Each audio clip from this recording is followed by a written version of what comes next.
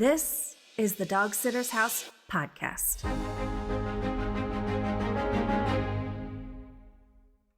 Hello, pet lover. Welcome back to the Dog Sitter's House podcast. Today, I am discussing how you can start to reimagine your pet sitting and dog walking business so that next year can be the year that you thrive without the burnout. At the time of this recording, it's only 5 or 6 weeks out from the new year. So this is the time you want to start imagining how you're going to shape your business next year, where you're going to take it, how you're going to take it there, and where do you want it to be? How do you want your life to look like a year from now today? What I've found is that a lot of pet business owners get to November, December, the holidays, and before they know it, it's January because you can be so busy over the holidays. And then you get to January and you think to yourself, what happened? I was supposed to be somewhere different by now. And the years can just blend into one another like that. And before we know it, we are beyond burnout, or we've already destroyed all of our relationships because all we do is work, or all we do is try to find new customers. It's like this catch-22. You're either always looking for business or you're always trying to keep up with business. So today I thought it would be really good to discuss what are the first steps in figuring out how to shape your business so that you not only earn 6 figures, but that you do it so that you also have a life outside of your business. The reason most pet business owners end up finding themselves in January wondering how they got there doing the same thing, repeating the year before all over again, is because they don't get intentional. And in order to get intentional, you first have to slow down. So do yourself, do your business, do your life a favor. Listen to this episode, slow down, and follow the steps. They're super easy. In fact, they're actually fun if you like to be like a child again. You see, most juggling dog sitters, what I call juggling dog sitters, or dog walkers, they exist in one mode. They exist in autopilot 24/7. They're in constant reaction mode instead of intention mode. Whereas if you take a look at all of the entrepreneurs out there in any industry, you're going to find that they spend a quality amount of time envisioning where they want to take their business, envisioning where they want to take their life, and making sure that they're clear on the steps to get there. They might not know every single detail of how they're going to make it happen. They just know what the end result that they want is first. And the good news is this doesn't take a whole heck of a lot of time. You can do this over the course of a week if you just take a couple, 20, 30 minutes a day out for yourself. And you probably could do it in less than a week, honestly. So if you're tired of working around the clock and saying that next year is going to be better, and again, finding yourself in January wondering why it didn't get any better. Or if you're tired of constantly trying to drum up new business or find ways to make sure that you have a steady income without having to work 24/7, 365 days a year, then you're going to want to hear the first steps I'm going to discuss today about revamping your business so that it is finally your ideal vision. And you can take a well-deserved break that I'm sure you need, while remaining confident that you're going to be bringing in enough income as you go. But first, I'm going to tell you the big mistake I see a lot of struggling pet business owners make when they are trying to improve their business. Usually what they do is focus on finding some software systems to, of course, save time and make things more efficient on the paperwork end. Or they might be looking into marketing techniques or different ways that they can increase their search results on Google. And lastly, they might spend a lot of time and effort on trying to hire more employees. And while all of these things are very important to focus on at some point, it's actually more important to take a step back, slow down, and iron out the details of what you want the end result to be. And if you don't, you risk sacrificing your life, your relationships, your health, and ending up right where you are today, a year from now, all over again. You see, what most people want are answers. They're asking somebody to give them a step by step, like, tell me what to do. Tell me what to do, April. Give me a step by step process that I need to follow in order to make my business thrive and run smoothly and efficiently while still giving me a life, while still giving me the freedom that I joined up to be an entrepreneur for in the first place, right? People might be looking for, what's the best hiring tips or the best marketing methods. They just want to follow a step by step plan. Except there's a big problem with that. You see, you can follow all of the steps one by one. I can give you instructions on what to do, what to implement, what to implement first versus last, all of that jazz. But when you do this, you are setting yourself up for failure because you would be building your business the way I have built my business, which might not match your idea of freedom, your idea of the perfect lifestyle, or your idea of the perfect pet business. And most importantly, you don't know if how I do things, if my step by step instructions would set you up so that your business and your life is sustainable long term.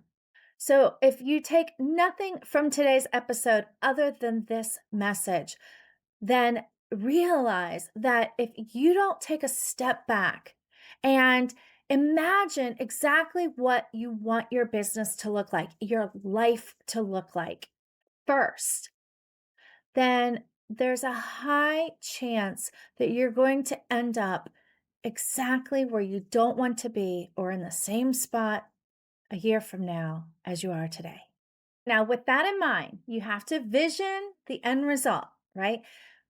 We need to step back even further, even before envisioning the end result. And that is where we begin today with reimagining your pet business. You see, it's not a matter of dreaming up of what you think would be your ideal business or what your ideal work days would look like.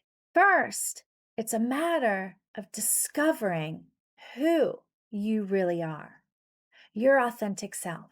You see, if you don't start with the discovery process of who you really are and what is most important to you, you could end up with this renovated business that is successful, but not one that you adore and feel inspired to just naturally get up and do every day. And isn't that another reason as to why you went into business for yourself? So that you can do what you love, so that you can enjoy what you do on a regular basis? Think about it. When were we taught how to discover who we really are? Who taught us that? Basically, we were given time to explore our imagination, be creative, come up with different things out of the blue up until maybe like first or second grade. And then all of a sudden, it was wake up at this ridiculous hour to get on the bus, go sit at a desk for 8 hours a day, minus maybe a little playtime in the afternoon, and start raising your hand for permission to go to the bathroom. Oh, and by the way, stand in line and follow the group. Now, I'm not knocking school because, of course, learning how to read and do math and all the basics is really important. However, if you're like most people I know, you were never taught those skills in school of how to discover who you are, what's important to you, what your strengths are, what your weaknesses are, what you're naturally good at, how you function best, how you lead best. right? We weren't taught all these things about ourselves. We weren't taught about our unique personality and how it can work with us in our careers or against us. I know I was almost 40 years old before I started to learn how to do those things for myself. And that's only because I sought them out on my own. And once I really dove deep into who I am, what made me me, who is my authentic self, my strengths and weaknesses, it opened up an entirely new perspective on why I was the way I was and showed me how some of my weaknesses were actually bonuses, as well as how some of my weird strengths could actually be beneficial in the world or to my business and my life. It really showed me how to accept myself, flaws and all, and how those flaws could actually be a blessing in disguise if I chose to treat them that way. And once I really had a good foundational understanding of who I am and who and what makes me me, I was finally able to give myself permission to be me. If you don't give yourself permission to be showing up your authentic self every single day, flaws and all, it will affect your business negatively. That's why this first step of self discovery is so important when it comes to reimagining your pet business for the new year. You see, all too often we go through life comparing ourselves to everyone else. And then when we get a business, we compare our business to other businesses, never fully allowing ourselves to grow our business the way that fits us. But when you do this, it is like a tsunami of expectations wash away. And you can finally appreciate and value who you are and the strengths that you bring to society. Value what's important to you. And finally, build a life, a business that is based on your authentic self. So let's dive in and discuss a few tools that I recommend that are extremely helpful in discovering who you are and what's most important to you so that you can reimagine your pet business for next year. Step number one, hands down, my favorite, take the Myers-Briggs personality test. You can find this online, just Google it. Some of them cost money, some of them are free, some of them are partially free. If it costs money, I found one that was like 11 bucks. If you go to 16personalities.com, I think it was around $11. I could be wrong, don't quote me on that, but it's well worth it. I would highly recommend getting that so that you can dive deep on your personality style and how you can best use those personality insights when it comes to your business and your life. Not only that, the results will help give you ideas on how you can improve some of your weaknesses and really just give you this sense of approval for who you are, including your weaknesses, or like if you have some weird strengths or something, right? It explains why you are the way you are and how it's actually beneficial. When I took this test, it finally helped me understand why I felt so different from everybody. It helped me understand what actually makes me special.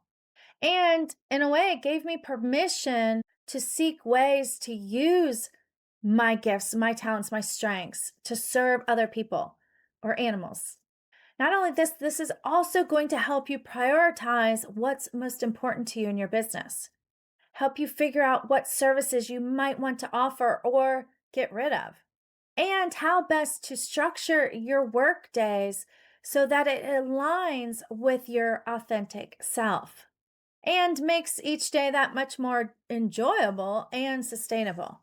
The second tool I recommend to help you discover who you really are before you reimagine your pet business is to have your numerology done. Numerology is the study of numbers and their energetic influence upon our lives.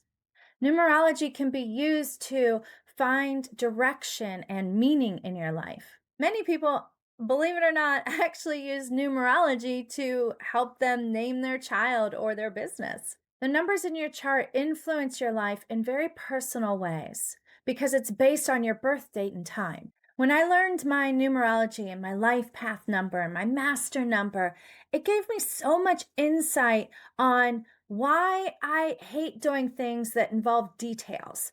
Now, how did this apply to my business? I realized that I need to hire people to handle details that I don't like handling so that it frees me up to be the visionary that my numerology says I am. And I can assure you it's correct. Had I not known this, I very easily could have forced myself to try and be better with handling the details and make myself do that stuff, dragging me down, making my business and life less sustainable, and just making my job something I don't enjoy. Why should I do that? Once I knew through my numerology and my Myers-Briggs personality test what my strengths and weaknesses were, I could let go of those things that I was always pushing myself to be better at, even though it wasn't me. And this is how it can begin to mold and shape the way that you see your business in the end. Okay, moving on. This is a super short and quick episode today. So, this is our final tool, the third tool that I recommend when going through self discovery so that you can begin to reimagine your pet business for next year is human design. Human design is this revolutionary system of self knowledge and decision making that synthesizes ancient wisdom and modern science. Sounds pretty woo woo, right?